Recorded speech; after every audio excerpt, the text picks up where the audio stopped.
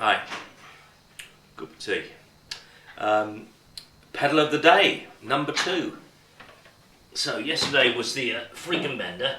Today we are doing the hybrid Pro Mark II. How cool is that? Very different from yesterday's pedal. This obviously has its roots in the Pro Mark II, which came out in '65, and it's probably the most sought after of our pedals, that and the Mark I. Obviously the Mark II is the Jimmy Page pedal, and the Mark I is the Mick Ronson pedal, I mean amongst other things, but it's an easy way to think about it. And the it was originally made from '65, petered out about '67, '68 when the Mark III came in, and then it wasn't made for many years until we did our first reissue of it in the 1990s. And people look at those pedals we made in the 90s and say, oh, they're all wrong, you did the wrong circuit, they didn't look like Mark II's inside. And but I actually like them, so otherwise we wouldn't have made them.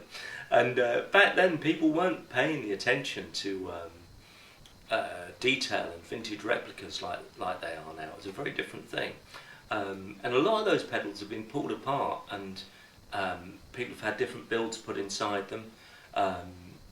So I actually think there are fewer and fewer out there. They'll probably be quite an important part of the story one day. So I have a very soft spot for those pedals. I mean, the Mark II thing changed for us when I met David Main, who is probably the best exponent of rebuilding or building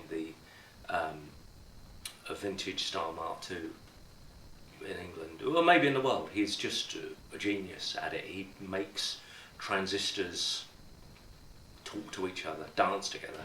I mean, when we first made the reissue, Dick Denny built it. Now Dick was very famous for designing the AC30 amongst other things. He designed some incredible things, changed music, changed the face of music. But I used to go down to his bungalow. He used to live about 20-30 miles south of here, and I'd drive down and he'd say, what do you think of this, cuz? And he'd pull out a circuit out of the drawer and he'd plug it in, and I'd hit a chord and go, oh, dang, for Christ's sake, that's incredible. But you know what, if it could just sound a little bit more sort of, oh, and he'd go, yeah, I know what you mean, cuz. And he'd get a few resistors and things, and you'd plug it in and play it, and lo and behold, it would go, oh. And he had a way of, I don't know, his ears connecting to his brain, connecting to his fingers that touched electronic things, that just had a fantastic understanding and could translate his ideas into sound. And Dave's probably the closest I've ever come to working with Dick Denny again. He just has a total affinity with the circuit and a ridiculous attention to detail, which is why the waiting list is so long for the Pro Mark II, because if something is 99.9% perfect, Dave won't send it to me. It has to be just over 100% perfect, which is frustrating in a way, but also makes it's why the pedal's so good, and so I wouldn't have it any other way. Anyway, the idea behind this was to make a pedal that was a bit more affordable than the Mark II and didn't have the hideous long waiting list of the Mark II. So I went to Dave, I said, what could we do? He said, well, funny you should say that. He said, I've been working on this circuit. It's a hybrid version of the Mark II circuit, and it would fit in the TC case, we call this the TC or thin case, perfectly. So I happen to have made these blue Hammerite cases. We put a single screen on there, sent them to Dave, and this is what came out. So to me this has the perfect Mark II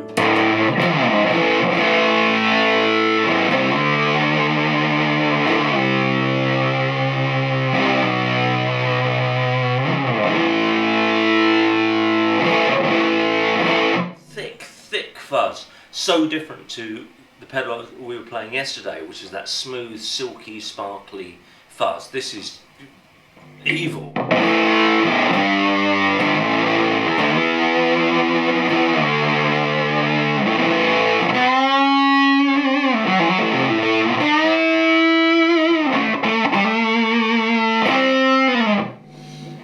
I didn't expect with a hybrid circuit was for it to clean up like a germanium pedal. So when this, I'll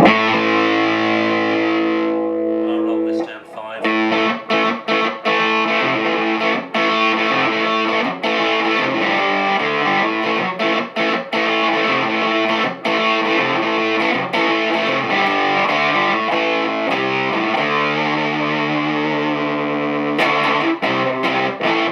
It's almost like an overdriven amp.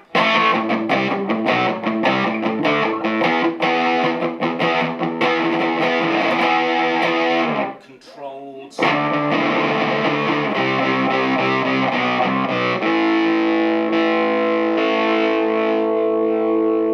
Lovely overtones.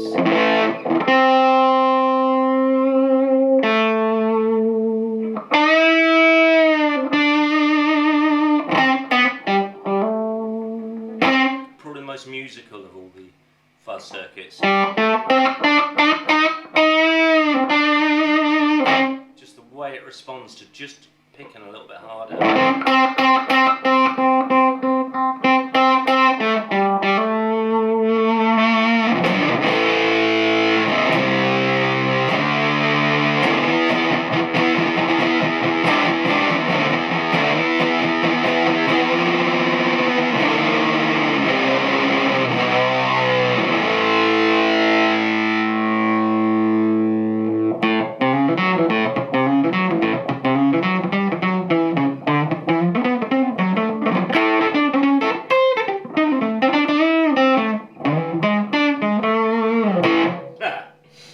So yeah, there you have it. What a wicked little pedal.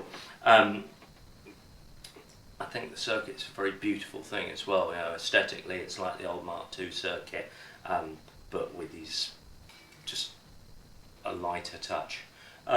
It's also, you know, much cheaper than the regular Mark II, which is always good.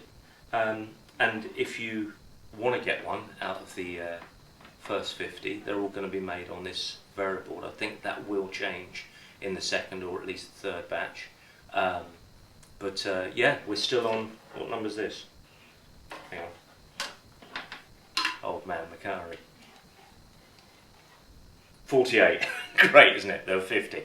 Well, I think there's a few more still at the shop. But yeah, very proud of it because it's sort of been made on my watch. A lot of the pedals we make, you know, they are just, not just, they are reissues of something my dad and my uncle made. This was made when me and Steve were running SolaSound, and so yeah, very proud of it.